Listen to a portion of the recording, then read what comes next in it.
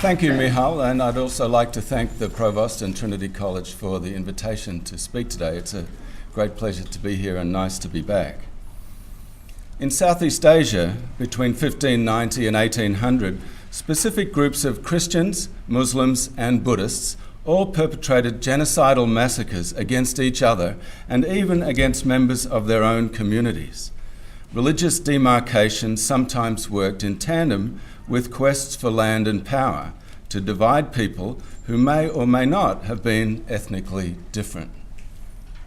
16th century Iberian conquistadors used massacres in the name of religion as a route to power in the New World in the Americas, and I shall show today that they did so again in Southeast Asia. This was early in a new age of conquest and a scramble for territory. While we are familiar with the expansion of European powers, empires in Asia grew as well. English conquests and expansion in Ireland and elsewhere in the 16th and 17th centuries, like those of the Dutch East India Company in the islands of Southeast Asia, took place in the same historical era as the rise of new local dynasties that achieved major territorial reach in Burma, Java, Siam, and Vietnam. And since we are talking here about faraway places, I've brought a map here which shows some of them. At the top left of the map you'll see Burma, and in the southern part of Southeast Asia, the island of Java, with Cambodia in the central mainland of Southeast Asia. And in various regions of the world, of course, subjugated peoples contested domination of their communities, settler occupation of their lands, or seizure of their resources. They too often adopted violent means to launch their own new kingdoms, regain lost ones, or purify threatened realms by getting rid of unsuitable people or ideas.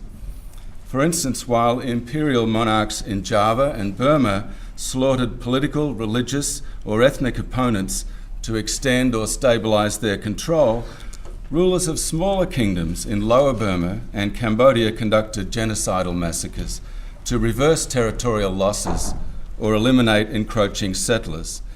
In both kinds of cases, even supposedly pacifistic Buddhists, for instance, deployed their faith to attack and massacre their neighbours. Examining ethno-religious violence on a global scale during the broad historical era of the 1640s conflicts in Ireland enables us to see some of the transnational context for the political and territorial quests that often lay behind ethno-religious warfare. In Southeast Asia, for instance, the age of commerce created vast trading fortunes and opportunities that became the stakes of power. Some groups of people simply got in the way. The 1948 UN Convention on the Prevention and Punishment of Genocide defines that crime as, quote, acts committed with the intent to destroy, in whole or in part, a national, racial, ethnical, or religious group as such. The focus there on acts against ethnical or religious groups makes clear that racial or religious hatred is an integral part of genocide. But along with this, three lesser-known but recurring features usually accompany genocide, including those which appeared in the cases from Southeast Asia I will detail today: territorial expansionism or irredentism, retaking lost territory, agrarian ideological utopianism, and a fetish of antiquity.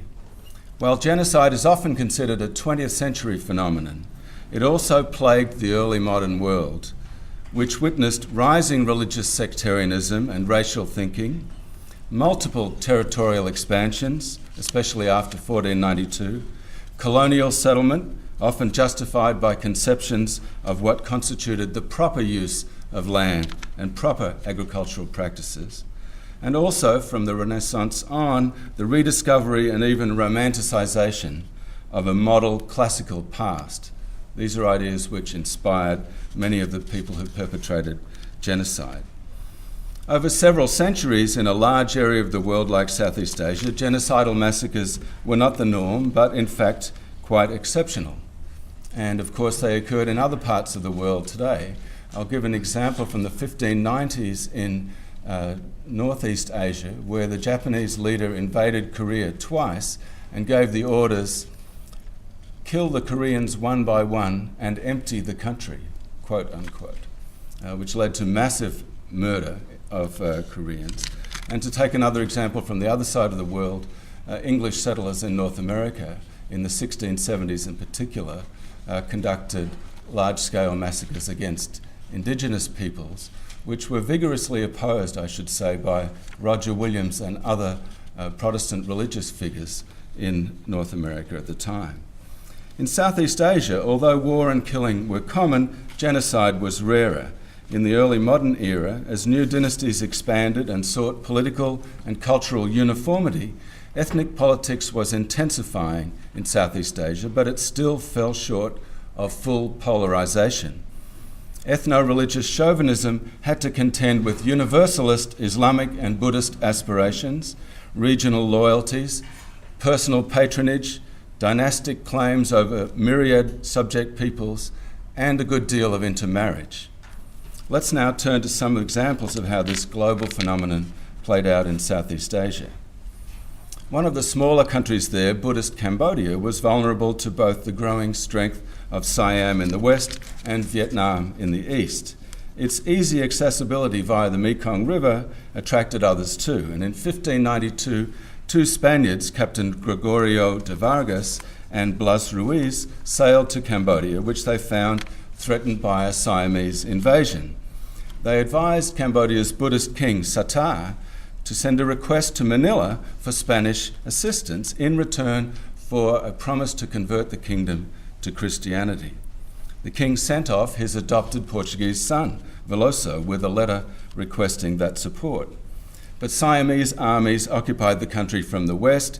King Satar retreated east across the Mekong to Srey Santor, and after a coup by Prince Riem, he fled upriver to Laos. In 1594, the usurper Riem retook the capital and drove the Siamese out of Cambodia. So, in 1596, Vargas, Veloso, and Ruiz, in their second attempt, all set out for Cambodia again. They left Manila in a frigate and two junks with 130 Spanish soldiers and accompanied by friars and Filipino and Japanese Christians. Vargas's, the captain's frigate, was blown off course, but Ruiz and Veloso arrived in Cambodia first to learn of their friend King Satar's exile in Laos, and the new monarch, who had been the usurper, was wary of them and may have planned to murder the Castilians. Tensions rose. 6 Chinese junks appeared off Phnom Penh. The Spanish suspected something. They attacked and looted the junks and set fire to the Chinese quarter in Phnom Penh, killing several hundred people. And then they turned their guns on King Riem's court. Leading 40 heavily armed conquistadors, Ruiz and Veloso marched on the Khmer capital, Srey Santor. A Dominican friar described what happened. They arrived at the palace at 2 a.m. and attacked it as if they had been lions. They tore down walls, destroyed roofs, assaulted towers, broke doors open, killed men, and proceeded thus until the sun's rays shone. The king attempted to flee with his wives. They shot him dead.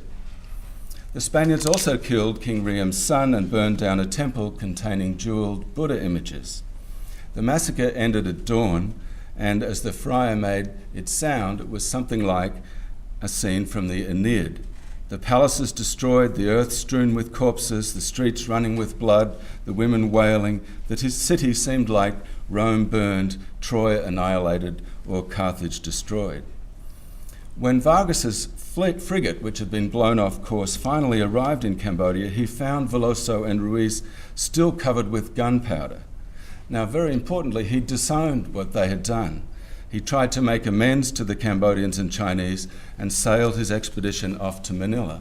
This is an important case which, if you like, highlights the evidence that terrible things had happened, that one of the main characters in the story refused to participate or refused to endorse what had been done and in fact opposed it.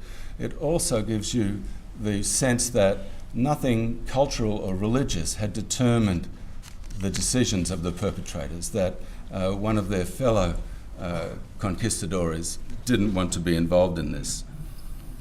After he sailed off, a new king ascended the throne, but in 1594, rebels forced him to flee. Ruiz and Veloso then appealed for Spanish reinforcements, and 3 more warships set out from Manila in 1598. They anchored near the capital's Muslim quarter, and trouble broke out. And in mid-1599, everyone turned on the Conquistadors. Muslim Chams and Malays, joined by Japanese and Cambodians, attacked and killed everyone, including Veloso and Ruiz. Of the entire expeditionary force, 1 friar, a soldier, and 5 Filipinos survived. As for Cambodia, it briefly disintegrated. Its royal chronicles recorded the fear of annihilation of the country, as if there were no sun to light the world. I'll now turn to the island of Java, where Islamization had progressed with a degree of cultural syncretism. As Java became Islamic, it domesticated Islam. The traditional Javanese shadow puppet theatre, the wayang, included not only indigenous figures like a hermaphroditic clown of traditional Javanese culture, but also Hindu heroes from the Hindu epics. And when Islam came to Java, Muslim figures were included as well. This cultural interaction had a commercial counterpart. As global maritime trade expanded, Chinese merchants and Muslim traders established themselves on the north coast of Java, known as the Pasisir, where Javanese peasants produced rice for export to them. But in the interior of Java, the rise of the new empire of Mataram, founded in the 1570s, brought conflict, urban destruction, commercial strangulation, and religious repression. Over 60 years of warfare, Javanese rulers tried furiously to control the new influence of merchants and Muslim religious leaders. And when the Dutch East India Company, or the VOC, arrived, it found Mataram forcefully expanding through Central and East Java.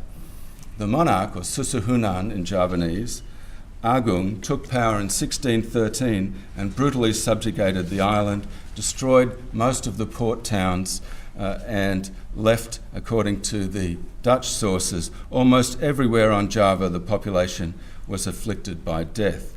He also attempted to expand overseas, but particularly in Java, he asserted central control of agricultural areas by reining in the aristocracy, bringing the indigenous Javanese nobles into the court, where they became a kind of tamed court nobility.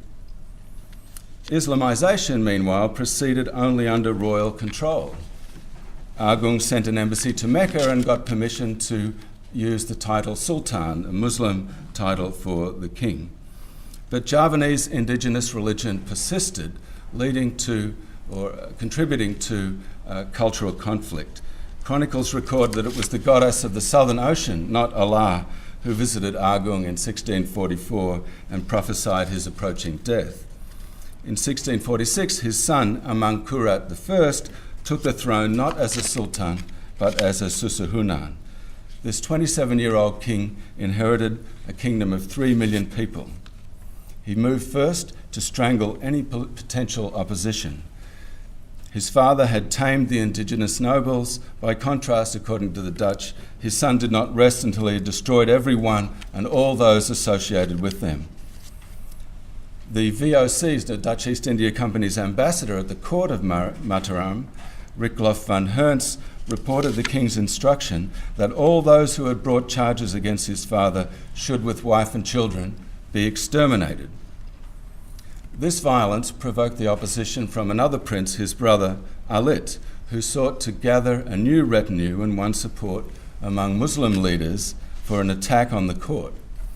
Learning of his brother's plot, the king discussed it with his uncle, Agung's brother, who was aghast and requested his nephew, the king, not to make himself guilty of shedding his brother's blood. So Amangkurat, the king, promised restraint, using with his uncle words, quote, held to be very holy. The king would preserve the pretense of purity at enormous human cost. First, there would be an investigation. People were tortured to give the names of Muslim dissidents, and then they were killed, including all members of their families.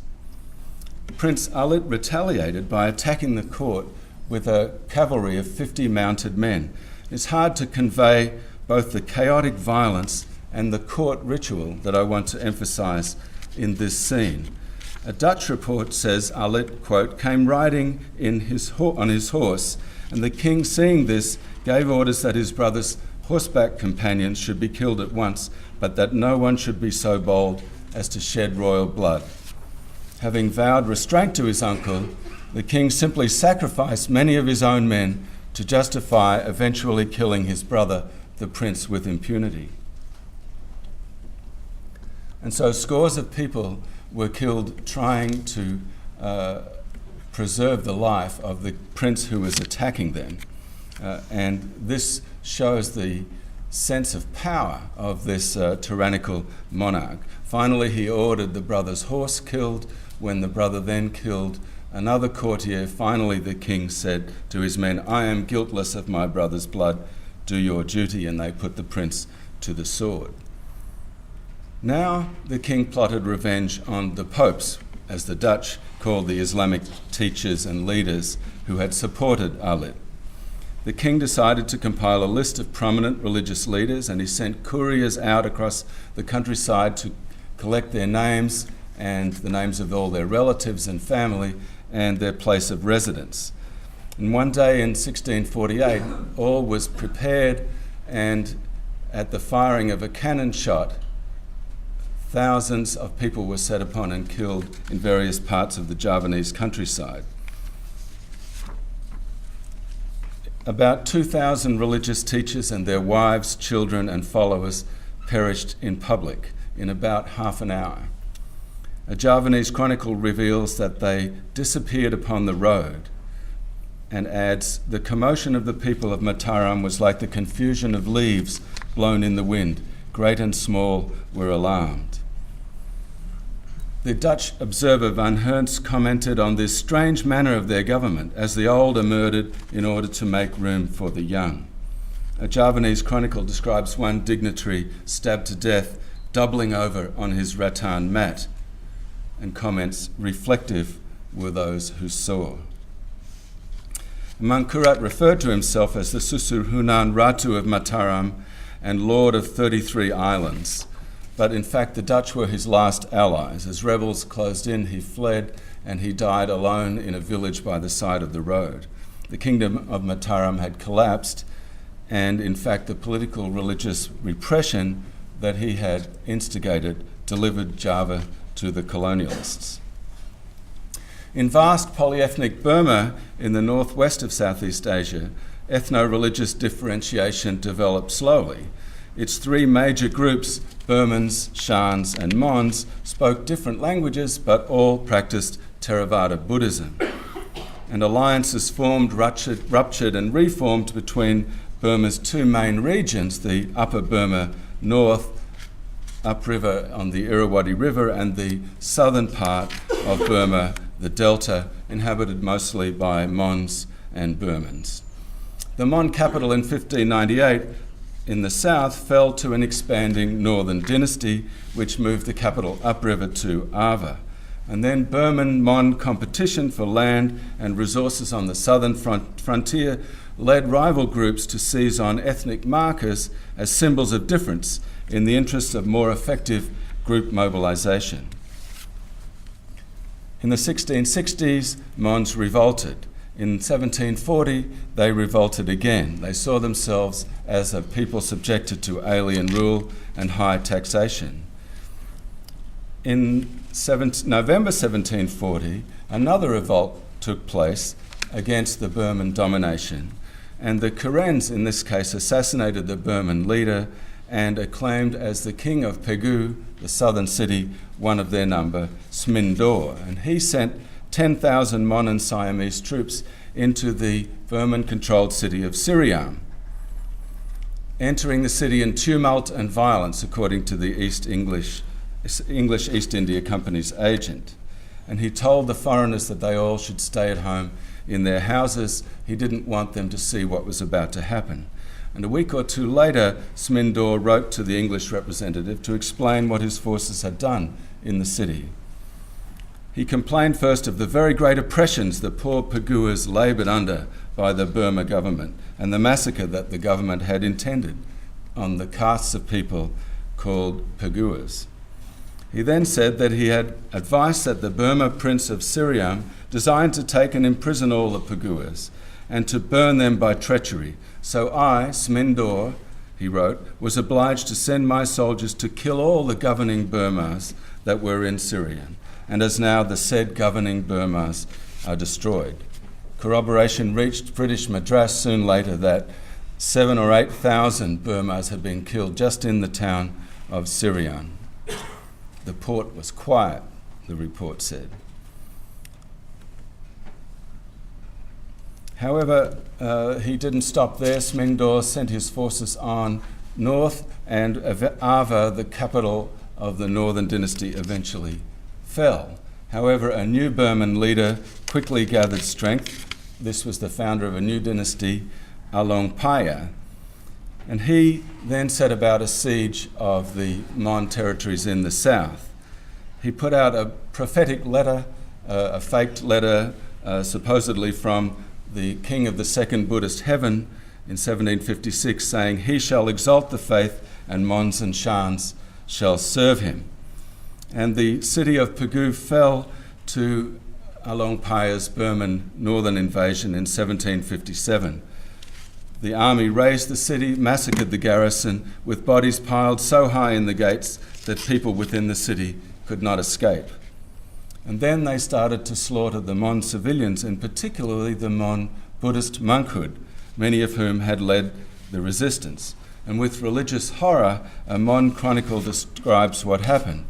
Along Paya took revenge on the Mons. He flung most of them, including over 3,000 monks, under elephants, killing them all.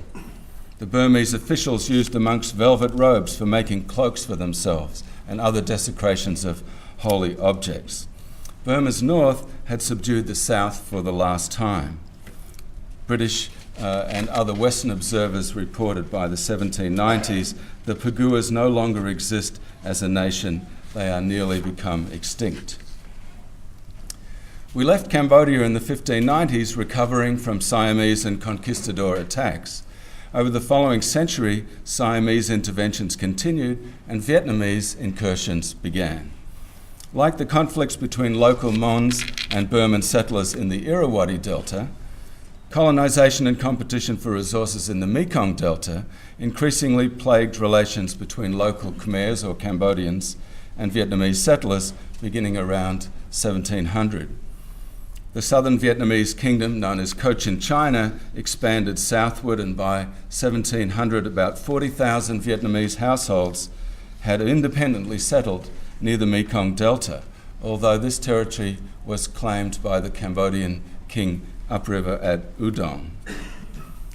In 1731, French missionaries reported witnessing a genocidal Cambodian attack led by a self-proclaimed Buddhist monk on the Cochin Chinese-controlled port of Ha Tien.